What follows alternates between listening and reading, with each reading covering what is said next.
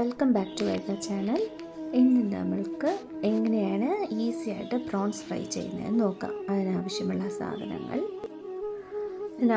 സാധനങ്ങൾ ഒരു 10-12 ചെറിയ ഉള്ളി, 3 വെളുത്തുള്ളി, ഒരു കഷ്ണം ഇഞ്ചി, ഒരു 6-7 കൊത്ത കറിവേപ്പില. നന്നായിട്ട് ഇത്രയും കഴുകി വൃത്തിയാക്കി മിക്സിയിലിട്ട് ഒന്ന് പേസ്റ്റ് ചെയ്തെടുക്കുക. വേണമെങ്കിൽ പേസ്റ്റ് ചെയ്യുമ്പോൾ ഒരല്പം മഞ്ഞൾപ്പൊടിയോ ഒരല്പം മുളക് പൊടിയും പെപ്പർ കോൺസ് 1 ടീസ്പൂൺ പെപ്പർ കോൺസും കൂടെ വേണമെങ്കിൽ ചേർത്ത് നമുക്ക് പേസ്റ്റ് ചെയ്തെടുക്കാം. ഓരോരുത്തരുടെയും ആവശ്യത്തിനുള്ള അവരുടെ എരിവിനനുസരിച്ച് നമുക്ക് മുളക് പൊടി ചേർക്കാം. എനിക്കിവിടെ നല്ല വലിയ പ്രോൺസാണ് കിട്ടിയത്. അത് മേടിക്കുമ്പോൾ തന്നെ അവർ ക്ലീൻ ചെയ്ത് അതിനകത്തുള്ള വേസ്റ്റൊക്കെ റിമൂവ് ചെയ്ത് ക്ലീനായിട്ടാണ് തന്നത്. എന്നാലും ഞാനത് ഒരു പ്രാവശ്യം കൂടെ നന്നായിട്ട് വാഷ് ചെയ്തിട്ട് ഞാൻ മിക്സിയിൽ ഗ്രൈൻഡ് ചെയ്ത ആ പേസ്റ്റ് അതിലോട്ട് ആഡ് ചെയ്യുകയാണ്.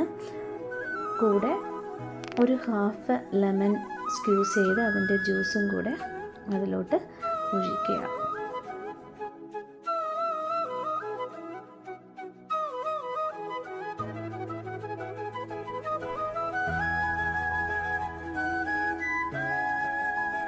ഇനി ഇതിലോട്ട് 1 ടീസ്പൂൺ മഞ്ഞൾപ്പൊടി,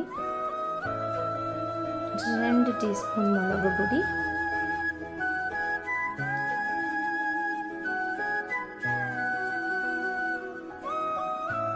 മല്ലിപ്പൊടി ഒരു 2 ടീസ്പൂൺ, ഗരം മസാല പൊടി 1 ടീസ്പൂൺ, പെരുംജീരകം ഒരു 2 ടീസ്പൂൺ,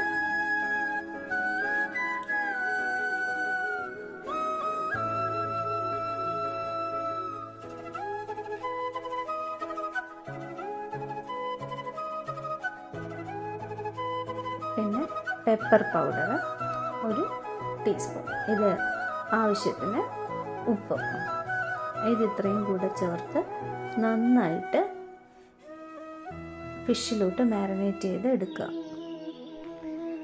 മാരിനേറ്റ് ചെയ്ത ഫിഷ് ഒരു ദിവസം ഫ്രീസറിൽ വച്ചേക്കുക. എന്നാലേ ഈ മസാലയൊക്കെ അതിലോട്ട് പിടിച്ച് നല്ല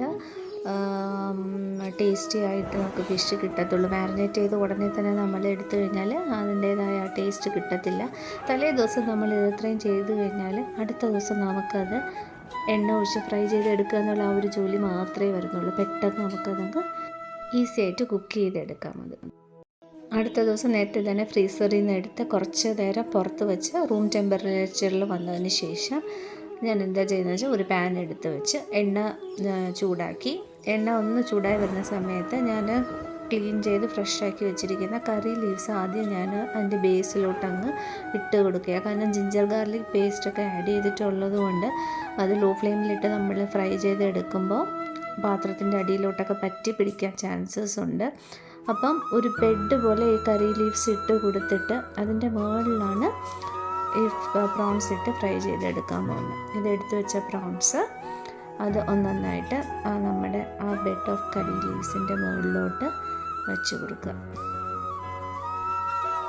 ലോ ടു മീഡിയം ഫ്ലെയിമിൽ തന്നെ പ്രോൺസ് എല്ലാം നന്നായിട്ട് തിരിച്ചും മറിച്ചും നന്നായിട്ട് ഫ്രൈ ചെയ്തെടുക്കുക. ഫ്രൈ ചെയ്യുമ്പോൾ തന്നെ നല്ല ഒരു മണം വരും. ആ മസാലയുടെയും പ്രോൺസിൻ്റെയും ഒക്കെ കൂടെ. പ്രോൺസ് നല്ല ഹൈ ഫ്ലെയിമിൽ വെച്ച് കുക്ക് ചെയ്യരുത്. ലോ ടു മീഡിയം ഫ്ലെയിമിൽ വെച്ച് പതുക്കെ കുക്ക് ചെയ്തെടുക്കണം. എന്നാലേ ആ പ്രോൺസ് സോഫ്റ്റായിട്ടും കിട്ടത്തുള്ളൂ. തീ കൂട്ടി വെച്ച് കഴിഞ്ഞാൽ അത് ഹാർഡായി പോകും. വേണമെങ്കിൽ കുറച്ച് ബ്രെഡ് ക്രംബ്സ് കൂടെ നമുക്ക് ഈ സമയത്ത് വേണമെങ്കിൽ ആഡ് ചെയ്ത് കൊടുക്കാം, ഒരു ക്രിസ്പിനെസ്സിന് വേണ്ടിയിട്ട്.